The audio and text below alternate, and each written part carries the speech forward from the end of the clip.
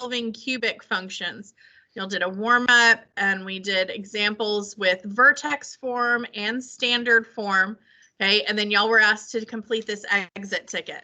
So go ahead and take a minute to check your work on that exit ticket from yesterday.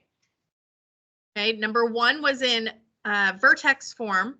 Okay, you had to divide out the coefficient, take the cube root of both sides, and then finish isolating the x. So you had to move the constant and another coefficient. Okay, and then in number 2, this one was in standard form. Okay, and you had the 4 terms, and so we used factoring by grouping. So we created our 2 groups and took out the GCF of each. Our leftovers were the same, which meant that that's a factor. And then we brought the GCFs together as the second factor. When you split each factor and set it equal to 0 to solve, you get 3 on this side. And here, when you tried to solve, you ended up trying to take the square root of a negative, which is not possible. So there was no solution from that side. Okay, you could have checked these by plugging these numbers back into the functions, or you may have checked them or solved these with Desmos. Okay, remember, if your equation is set equal to 0, everything's on one side, you can just type that equation in, and what are you looking for in the graph when you do it that way? The x-intercept. So the x-intercept, when you graph this function on number 2, was at 3. When it's not set equal to 0, you can move terms so that it is set equal to 0. So I could add that 54 over to the other side and do the same thing. Or I could put y equals the left side and y equals the right side separately in Desmos and look for where those intersect. And the x value where they intersect was at -1. Okay, did y'all feel okay about those notes yesterday? All right, so what we're doing today is very similar. Okay, it is as though we, instead of starting with a cubic function and taking the cube root to solve, we're going to be starting with the cube root. I'll get to the top. We're going to be solving cube roots. So you can see in all these examples down here, you start with cube roots. And so when we go to solve, we're going to be cubing both sides. Okay, so it's just the opposite. Okay, but before we jump into those, I'm going to give y'all a sec to try the warm up on this page. Okay, so give yourself a minute or two to try these. These are similar to what we just went over on the exit ticket. So try 2 more of those. So 1 is in vertex, 2 is in standard. Okay, if you're watching this as a video, just pause and try it and then come back to see the solution.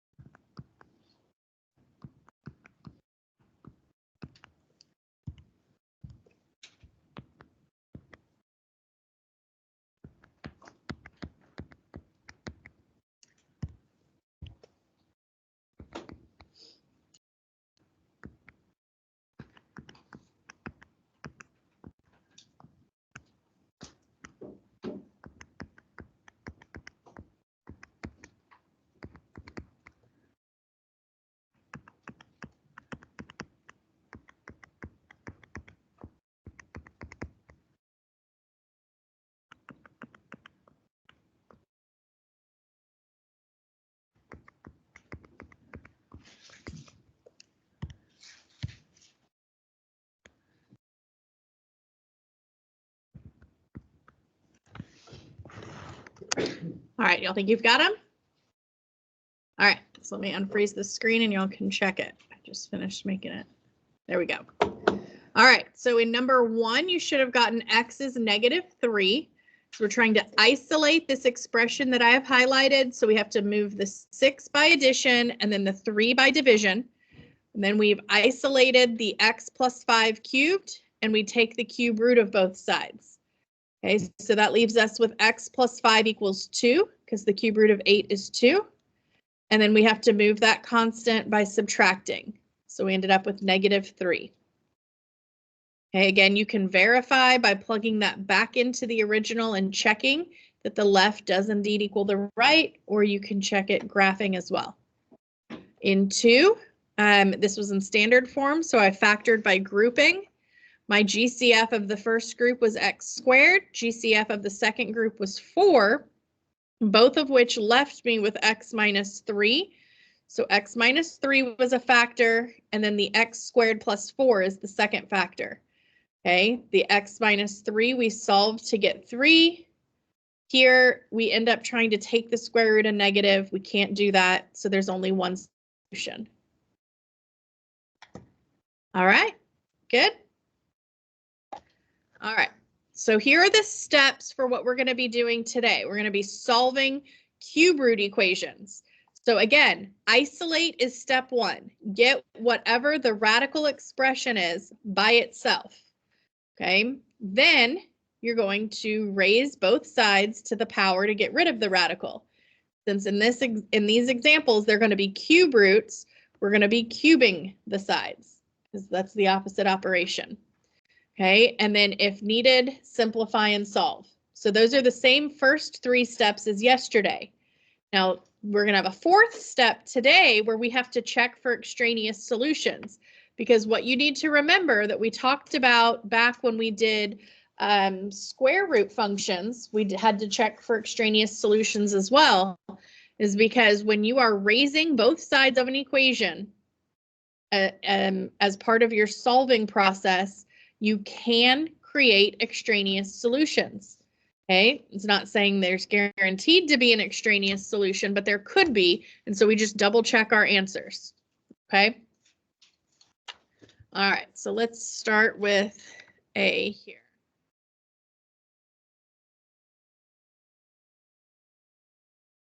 All right, so we've got, actually, I'm going to go ahead and do my highlighting of what I want to isolate first. So I'm trying to isolate this cube root expression in A. In B, there's the cube root expression. What do you notice is different in C? There's a cube root on both sides, but nothing outside the radicals, right? On either one. So that's nice. So that one we don't have to, we're not going to have to move anything. Here we're going to isolate. This is our one cube root expression. Here in E and here in F. Okay. All right. Go ahead. If there's anything outside of that radical, what I've highlighted, we have to move it to the other side. So step 1 is to get that radical by itself. Okay, so in part A, first we have to move the constant. It's always the constant first, so adding or subtracting. And then if there's a coefficient in front being multiplied, that's second. Okay, so we've got 1/3 times the cube root of x plus 4, and that's now equal to 1. Now I have to get rid of the 1/3. I believe, I don't know if we had one like this yesterday or not, but just as a reminder, if you have a fractional coefficient, instead of dividing by a fraction, what can we do instead?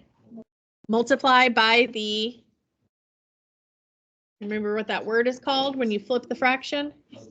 Reciprocal. So we're going to multiply by the reciprocal of 1/3. So what is 1/3 if I flip it? Just 3. We're not changing the sign. It's still positive. We're just flipping it upside down, switching the numerator and denominator. You can put 3 over 1, but the over 1's not necessary, right? So we multiply both sides by 3 to eliminate that 1/3 coefficient. So now I'm done with step 1. I've isolated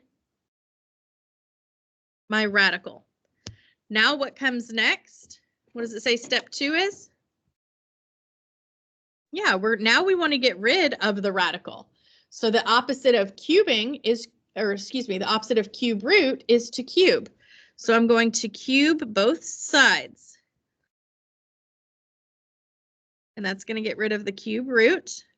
And I'll be left with just x plus 4 on the left.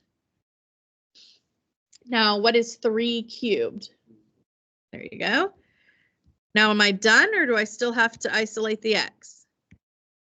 Yeah, there's something that was under that radical with the x that still needs to move, that plus 4. So I'm going to subtract it to the other side. And I end up with 23.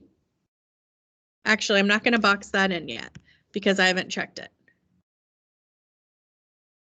Okay, so with these, when you're raising both sides to a power, we need to check our solution and make sure it works. So you can check in your head or writing it down or in the calculator by plugging it back into the original. So I'm going to show it for this example. This is what the checking looks like by hand. We're replacing the x with what we just found. So that's a 23 plus 4 under the radical, and then there's a plus 4 outside, and it should all end up equaling 5, right? So now let's work through it. 23 plus 4 is 27. What is the cube root of 27? No. 3. The cube root of 27. What times itself 3 times gives you 27, and it's 3. So that is now a 3. Okay, what is 1/3 of 3? 1. 1/3 times 3 is just 1. What's 1 plus 4? Is that what we wanted it to equal? So now I'm going to box that in. I checked it and it works out. So some of you need to show these steps, step by step of checking. Some of you could have gone through that just in your head, and that's fine. Some of you, instead of doing it by hand like this, you would go in the calculator and type this in that I wrote. That first line that I wrote out, not the equals 5, but all the way up to that last plus 4. If you just type that in, it'll say that it equals 5. Okay, so you can check it using the calculator. We can also solve these using the graphing method in Desmos, just like yesterday. If I have it set equal to 0, I can just look for the x-intercept. Or if it's not set equal to 0, I can put y equals the left side and y equals the right side and look to see where they intersect, because we're looking for where the left and right are equal. Right? All right, let's try B. Now on B, is there anything outside the function that needs to be moved away from it?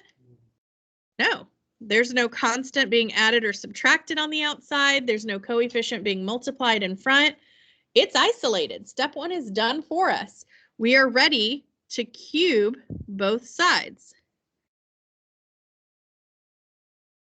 So that's going to leave me with just the 2x minus 5 over here. And what is -1 cubed? Still -1. Remember, when you cube something, anytime you raise it to an odd power, it's going to keep its sign. So if it was negative, it's going to stay negative.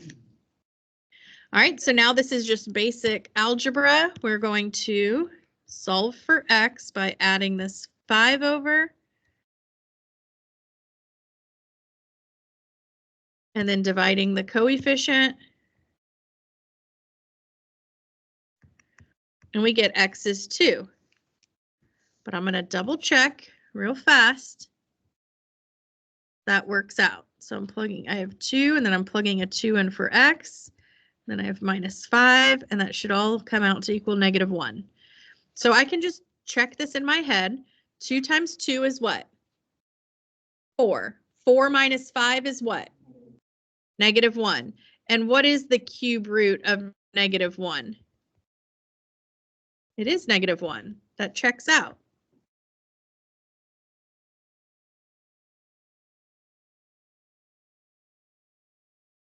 So far, so good? All right, now we already said that C looked different because there's a cube root on both sides, but there is nothing outside either one of them. So it is also ready for us to just cube both sides. And what happens is it just gets rid of the cube root on both sides.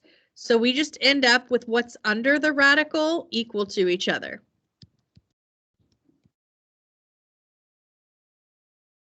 Because if the cube root of the left is equal to the cube root of the right, then that on the left must equal on the right, right? Okay. So now, again, it's a basic algebra equation, but there's x on both sides, so I need to get them together. So I'm going to have to move. I'm going to move the 3x over to join the 5x. It does not matter which one you move. If you move it to the left or right, it doesn't matter. You'll end up at the end with the same solution. I like to move my x's in a way to keep them positive if possible, but it doesn't hurt to do it the other way. Now, since I'm moving my x's to the left, the constants have to go to the right, correct? So that's -7 is going to get added to the other side. So I move the x's to the left and have 2x. And the constants to the right and have 18. And then I need to get rid of my coefficient, which is the 2. So I end up with x equals 9. And then I just ask myself, okay, let's see, 5 times 9 minus 7 should equal 3 times 9 plus 11. Now I can put the cube root over both of those, but since it's on both sides over everything, does it really matter? We're just trying to prove what's under the radicals is the same because they already have, we know they have the same radical. If that confuses you, not writing it all, go ahead and put the cube root over both sides. That's fine. Okay, what is 9 times 5? 45 minus 7. So we end up with the cube root of 38 on the left. What is 3 times 9? 27 plus 11? Also 38. So the cube root of 38 equals the cube root of 38. Yes, that checks out.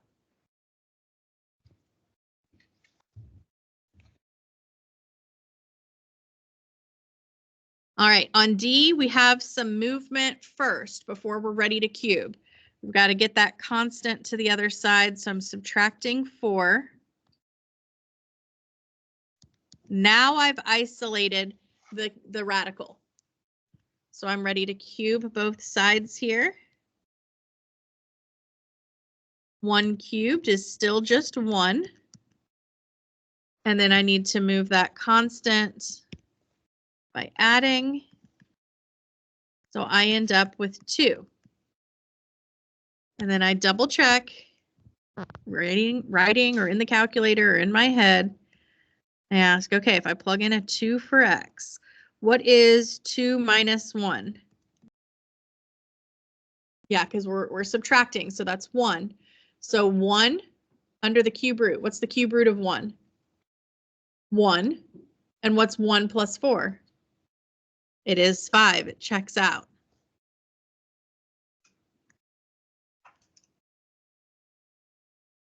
All right, just a couple more like this. E does have a starting step before cubing both sides because it's not alone, but it's not a constant. I'm not adding or subtracting. What am I doing?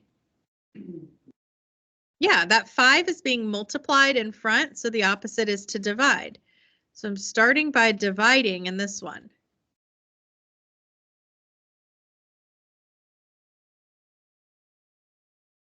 Now I'm ready to cube both sides. Anybody remember 5 cubed? Good. And what's the last step here?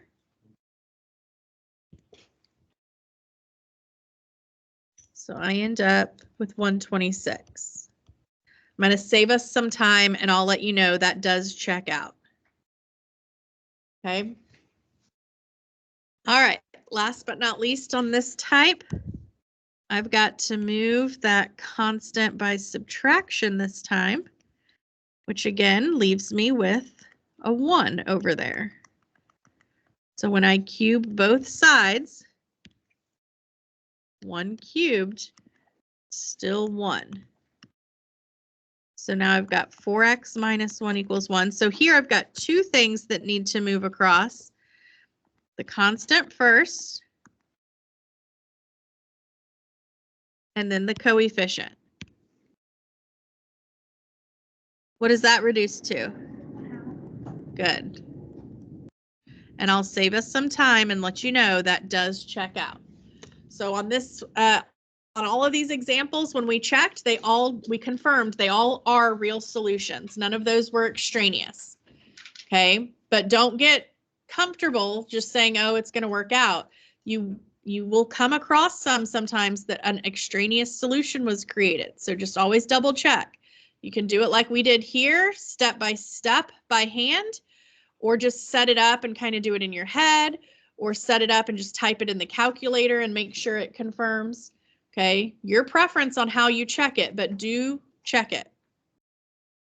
If these were multiple choice questions, so when we have a quiz, which we're going to have a quiz tomorrow, or when we have our test next week, if you have questions that are solving questions and they are multiple choice, you can just take your answer choice, plug it in, and see if it works.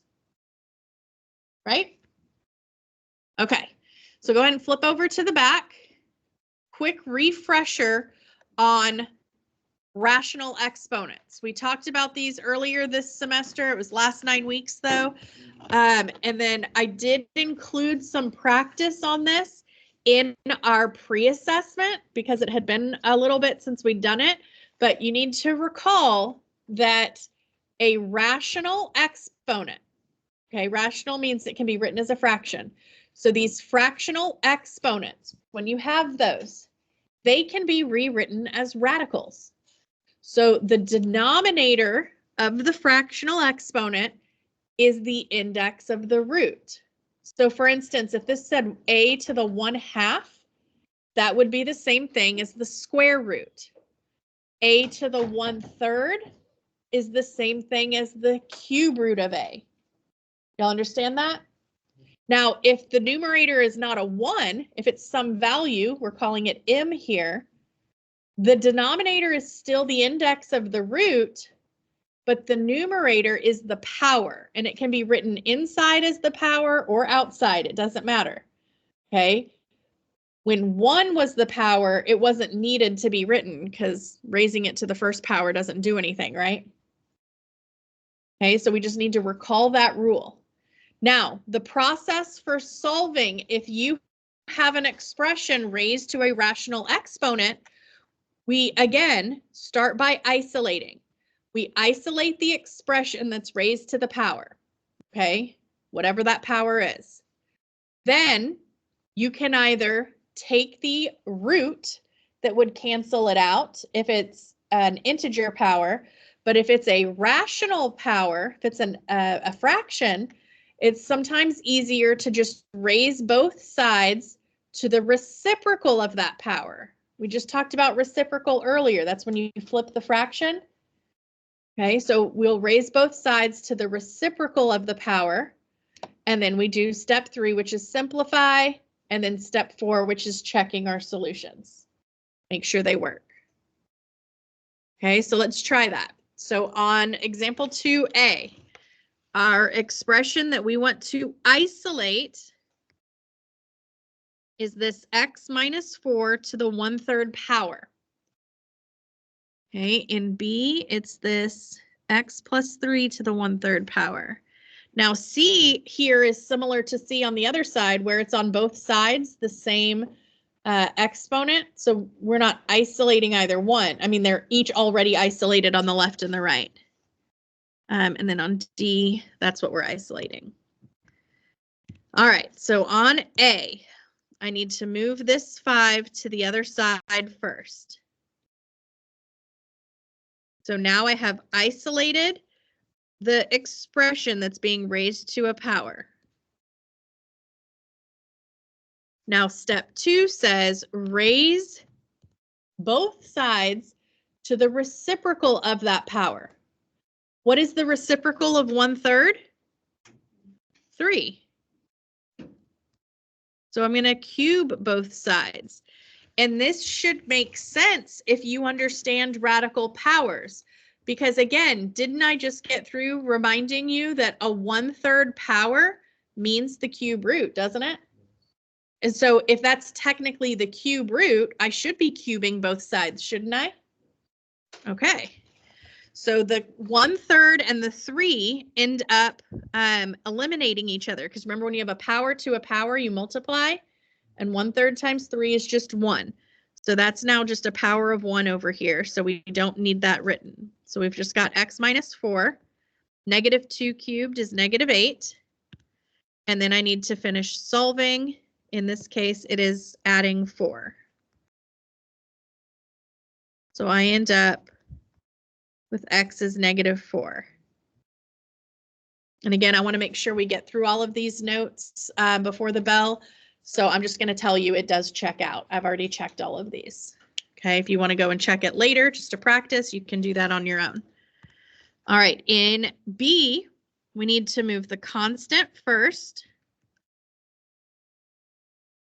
Okay, but we're not ready to raise to a power yet. What do we still have to move? The coefficient. Good. So that 2 that's being multiplied in front right there needs to be divided out. You do to one side, you do to the other. So now I've isolated what's being raised to the power, and I'm ready to raise both sides to the reciprocal. Again, that's a 1/3, so it's going to be a 3. So we're cubing both sides. So we're left with x plus 3 equals what? What's 1 cubed? Still 1. Then we are ready to move that constant. And we get x is -2. And again, that does check out. So far, so good? All right, let's do one more with the 1/3 power, but this time both sides are raised to it and it's ready to go. There's nothing outside on either side. So this is actually going to be nice and straightforward. We are cubing both sides to eliminate those rational exponents. And I'm left with just what was under or inside the parentheses on both of these. Must be equal. So again, I'm going to move the variables to one side. In my case, again, I'm going to go variables to the left. So I'm just subtracting that x over. And then I'm going to go constants to the right. So I'm going to subtract that 4 over. So I'm left with 4x equals 4. And then I've got to get rid of my coefficient, which is 4. 4 divided by 4 is 1. And again, I've already checked it. It does check out. All right, D is slightly different. What's different about D? Yeah, it's not the 1/3 like the last 3. It's a 3/2 power. But we're going to solve it the same. It doesn't matter what that rational exponent is. We still isolate it. So I've isolated it. And now I'm going to raise both sides to the reciprocal of that. What is the reciprocal of 3/2? Okay, so I'm raising both sides to the 2/3 power. So it's going to eliminate on the left, and I'm just going to have x minus 7. Now here's where it is crucial that you understand this rule we were reviewing here about radicals and rational exponents. So we are raising to the 2/3 power. So 2 is the numerator, 3 is the denominator. So I can rewrite the 3, it's the denominator, is going to be the root. So it's going to be the cube root. And then the numerator is the 2, so that's going to be the power. So it's going to be the cube root squared. Does everybody see that? So I'm going to rewrite that as the cube root squared instead of the power of 2/3. And 8 is what's underneath. What is the cube root of 8? 2. And what is 2 squared? So 8 to the 2/3 power is 4, is what we're getting at. Okay, and this is still x minus 7 over here, which I need to now move that 7.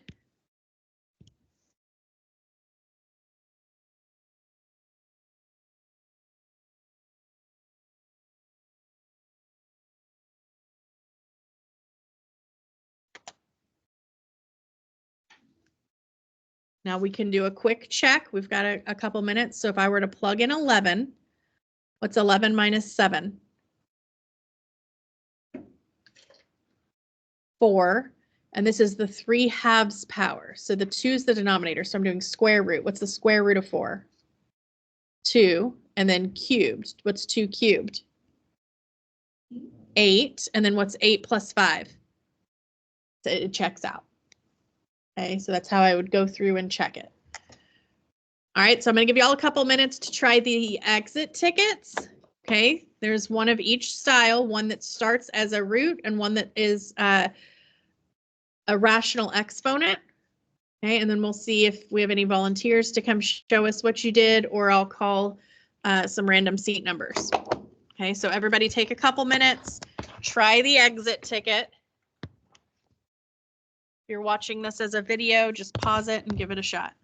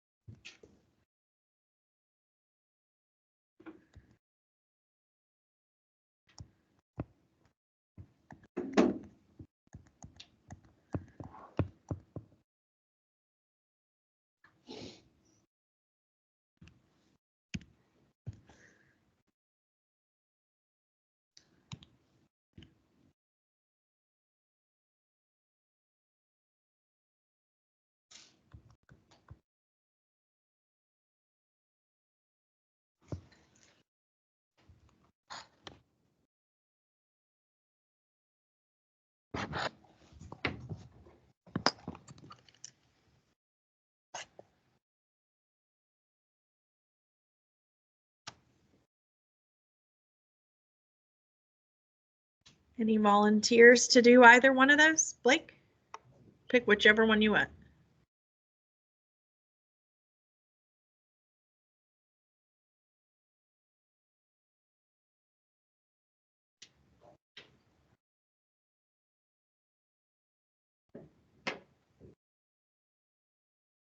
All right, so moving the constant first by subtracting 10. Perfect. So we're left with the cube root of 2x plus 5 equals 3.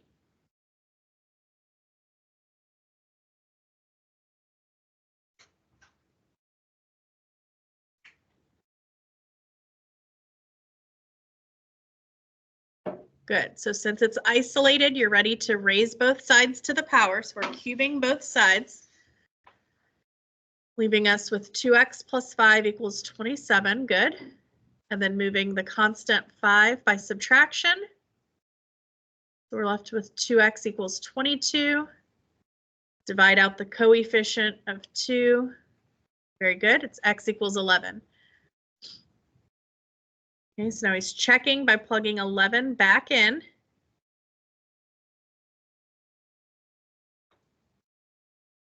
So 2 times 11 is 22. Plus 5 is, yeah, plus 5 is 27. So we've got the cube root of 27, which is what? Good. Be sure you put that 3 as the index there. There we go. So the cube root of 27 is 3, and then 3 plus 10 is? Checks out. It's 13. Thank you. If y'all got any, if y'all made any mistakes on any of those steps, go ahead and correct those. Make sure you have that correct in your notes. Any volunteers for number 2?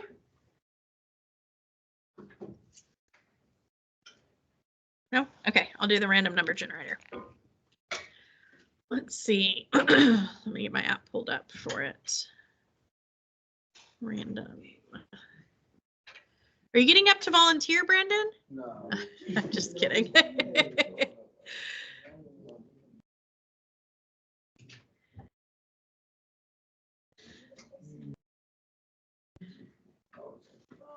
All right, is anybody in seat 20? Nobody's in 29. Okay, hold on, let me get another. 28, okay. Do you mind doing it? I'll help you if you get stuck.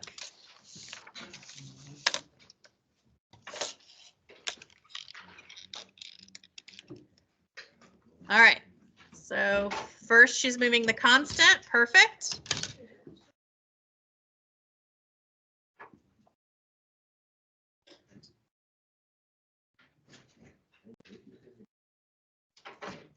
Okay, so that leaves the isolated expression to the power. So she's cubing both sides to get rid of the 1/3 power, that's right. 64. So 4 cubed is 64. And then we just got to get rid of that constant by adding the 1 over. 65 is it, and I'll save us some time and tell you it does check out. Thank you, Kaylee. All right, there is a new assignment in Alex. Oh, my thing timed out. So you had the assignment from last week is due tonight before midnight. And then there is a new one that is going to be due Thursday. The one that was assigned today is due Thursday. It timed out on me. I'll have to sign back in to show you. I'm sorry? I looked. Delta Math really didn't have any good problem solving. So I kind of look at both when I'm picking out which one to use to see which one has better practice. But yeah, so hang on one sec. So the Delta Math had the pre-assessment. It is at 80% late credit through tonight at midnight. So if you have not finished that pre-assessment, still can get a passing grade if you do it before midnight. If you have finished it, or when you do finish it, the correction assignment is open for it in Delta Math if you'd like to earn points back on it. And then the Alex from last week is due tonight for full credit. And then the new Alex, if you're all caught up, start the new one. It is due Thursday. What are you gonna put in grades on Monday or Friday? Because I just did those. Yes.